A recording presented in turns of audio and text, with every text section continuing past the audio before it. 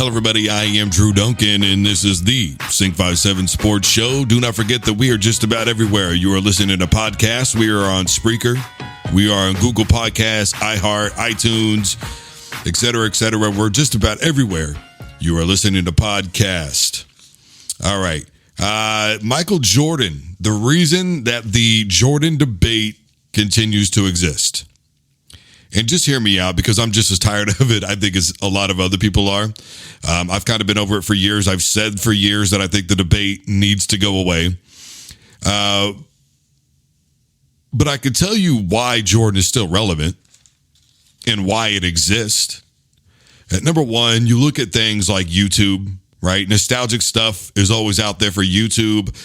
Really, any type of social media, somebody out there is putting together a highlight reel. You've got journalists and commentators who continuously bring up the name Michael Jordan, so then that gets up on social media.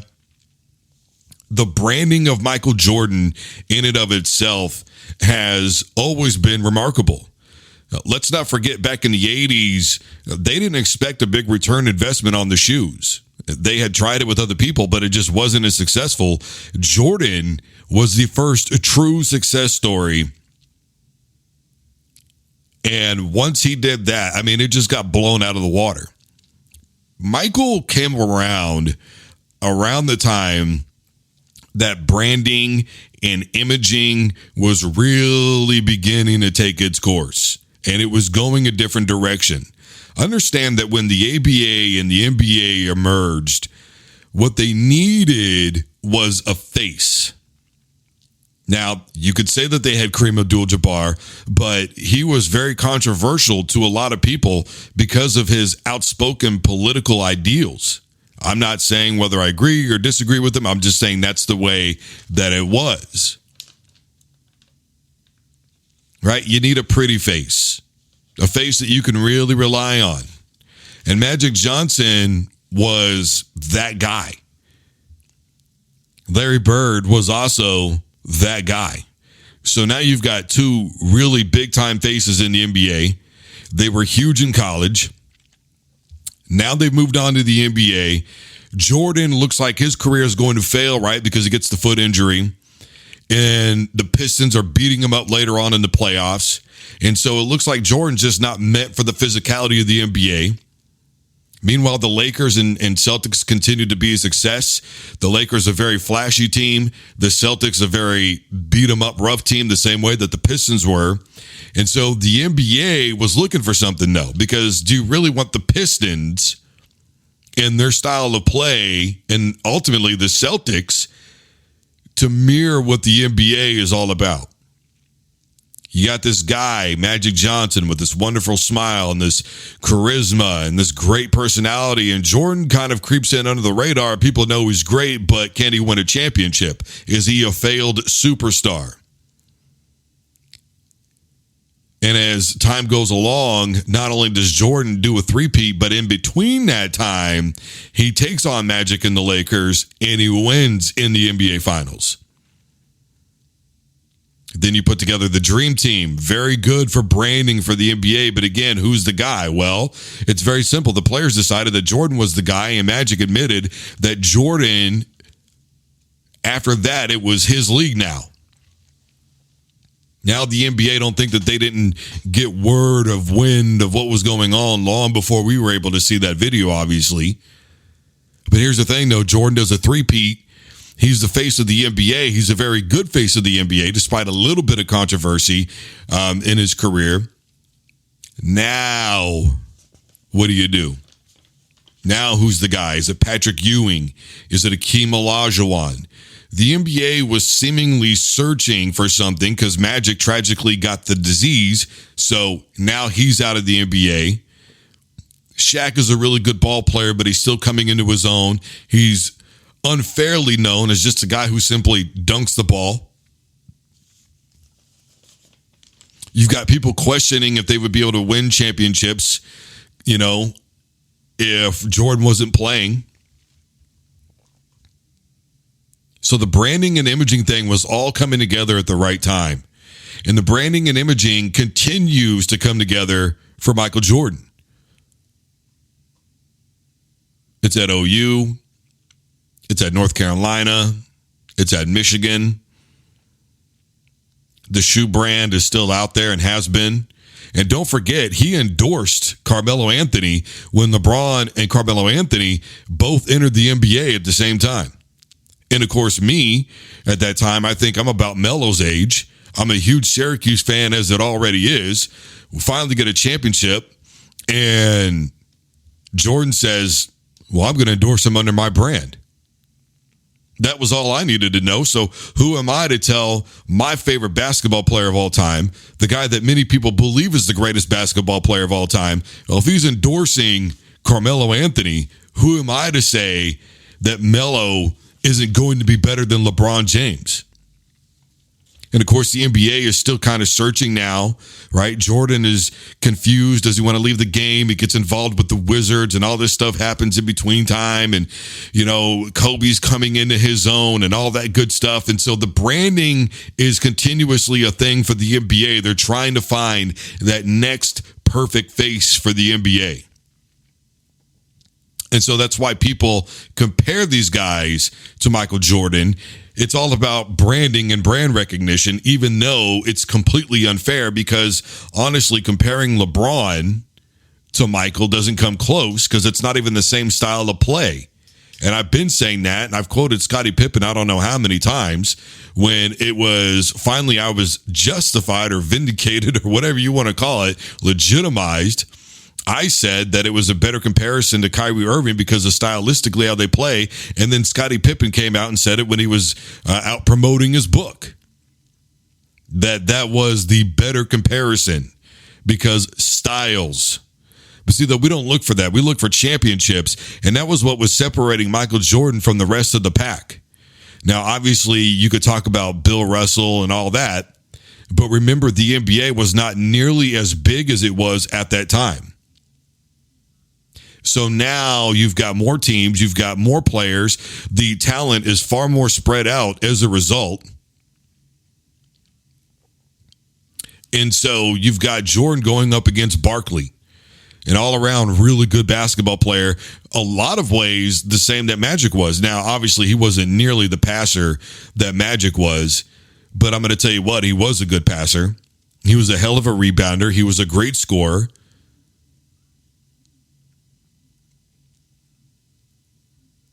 You've got Jordan versus Magic in the NBA Finals. You've got Jordan versus Clyde in the NBA Finals. And anybody who knows basketball will tell you that the reason why they were able to brand Jordan the way that he was is because the teams he was going against in the NBA Finals were seen as far more stacked. Although a lot of people believe that Lakers team was getting old and kind of over the hill and, you know, they couldn't compete anymore the way that they used to, et cetera, et cetera. But regardless, who the hell did Jordan have on that team? Outside of Scottie Pippen. John Paxson, his career average was 5 points a game. So brand recognition became a thing and still is a thing for Jordan. Why? Because the Charlotte Hornets. Brand recognition. He's still very much a part of the branding of the NBA, plus his very own branding. And then on top of that, branding with the Charlotte Hornets. Getting kids out of KU that are originally from that area to go and play in Charlotte. North Carolina is Jordan State, remember? He played in North Carolina. He's from North Carolina. Come on now. Branding. It's a huge thing.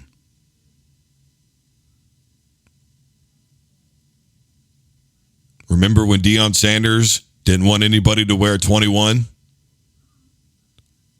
And that was during the pandemic. Branding is a thing.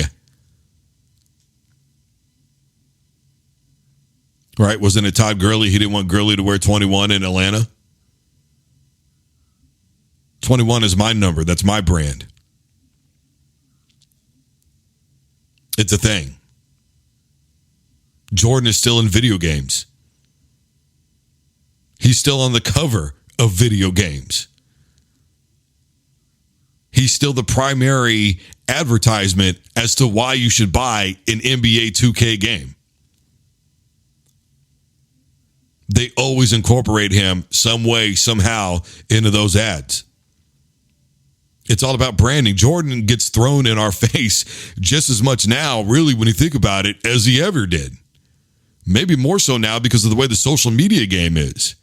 Then, of course, you have all those videos like what I talked about, the nostalgia, people my age, people a little bit older than me going, nope, sorry, man, I saw Magic play, I saw Larry play, I saw Jordan play, and to me, it's just Jordan is the guy. A lot of people will tell you that nobody won championships, or there are people that didn't win championships simply because number 23 existed.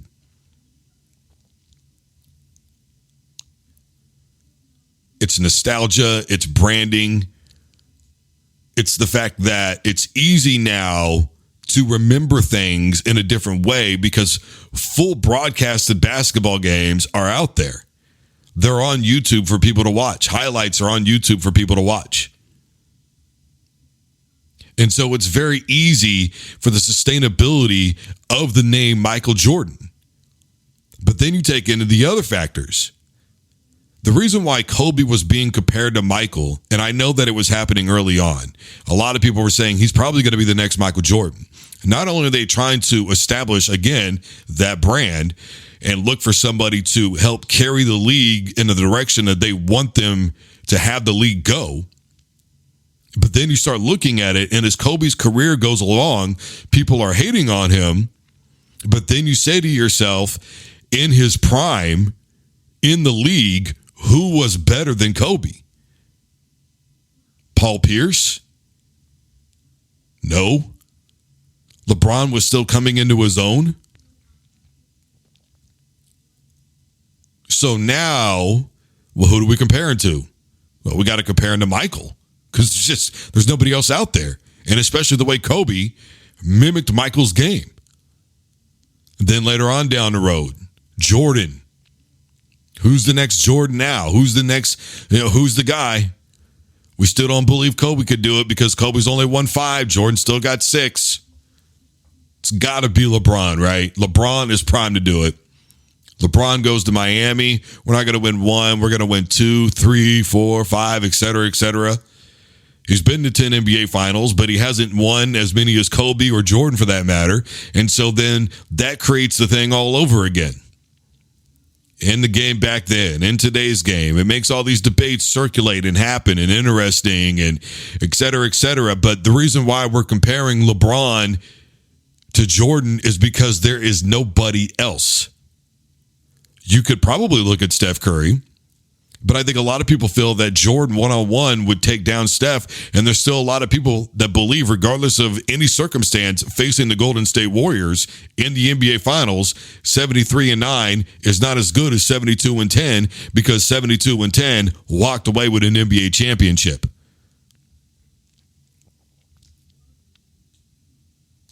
And so now people look at LeBron and Jordan and they go, one-on-one, who could win? Okay, now one-on-one, who could win past that? Okay, now in the team game of basketball, is Jordan the better player and in key situations able to outduel LeBron James?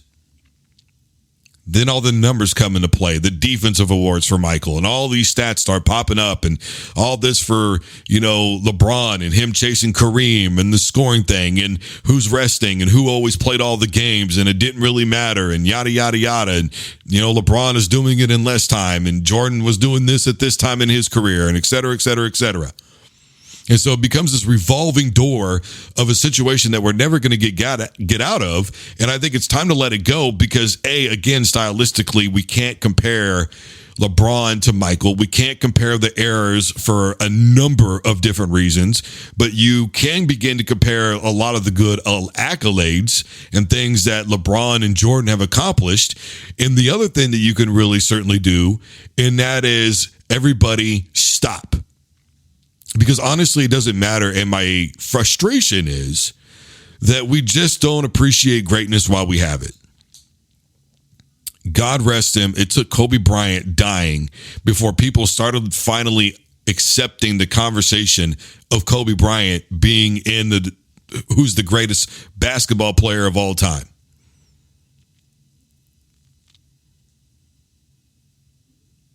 Seriously.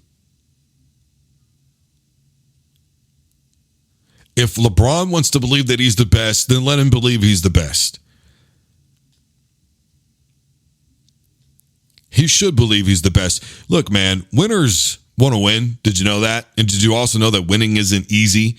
People like Tom Brady and LeBron and Jordan and Kobe make it look like it's easy, but it's not. Magic Johnson was so damn good at what he did. Believe me when I tell you, everybody was looking for another 6'9" guy to handle the pill the way that he did. But then we found out that not all 6'9" guys can handle the rock like that. And LeBron, as good as a passer as he is, he's still no Magic Johnson, but he is a hell of a passer. LeBron is an all-around great basketball player, whether you want to admit to it or not. Yes, I ultimately believe that Jordan is the greatest player of all time for a lot of other reasons that go beyond the championships. But see, the issue is we try to simplify it or overcomplicate it, and we're not just enjoying LeBron. We didn't just enjoy Kobe while we had him. And that was the tough thing about watching the NBA over the years. And not only has the game evolved into things that I don't like watching, guys just standing around the three-point line. But the fact of the matter is people just will not let it rest. And it's really old hat, and I'm over it. And there's no new information that is out there. There's no new information that is out there. We've heard it all 101 times. It's okay to let it go, but the reason that it exists are those reasons. The NBA is constantly looking for the hero. Steph Curry and LeBron James simultaneously are both good faces for the NBA for reasons that go beyond the game of basketball.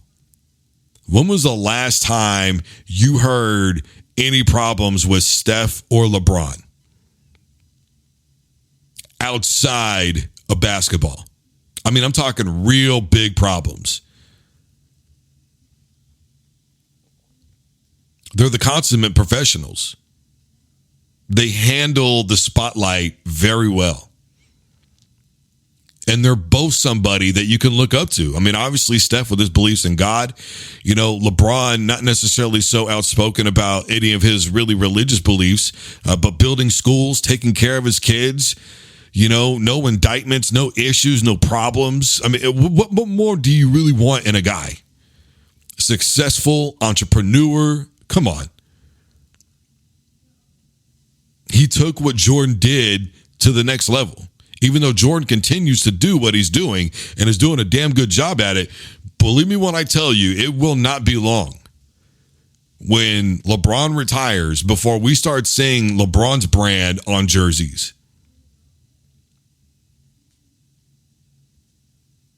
It will not be long. He's a brand, and he's a good brand to have for the NBA. That's what it all amounts to. And he's a good person. Him and Steph, they're good people, man. But in business, people care about branding. And LeBron, I guarantee you, he cares about branding just as much as the next guy. In business, perception is everything. And Michael Jordan has built a business predicated upon the perception that he is the greatest basketball player of all time. And don't think he hasn't yielded that without really necessarily having to go and yield it directly. You've all seen the commercial, right? No push off, 72-10, right? Come on. Without having to do it while still doing it.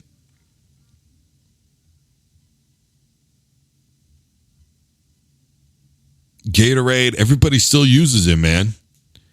Everybody still uses the name Michael Jordan. That is why the debate exists. If social media and things of that nature were not in the world today the way that they are, I seriously highly doubt we would see the debate going in this revolving door the way that we do. If things still operated where it was just mainly radio in terms of the mid-90s and all those things, without all these documentaries and sportsmentaries, if things were just as they were in the 90s, where you had to like really just kind of get fortunate and catch something on a Saturday or Sunday or whatever, it wouldn't be this.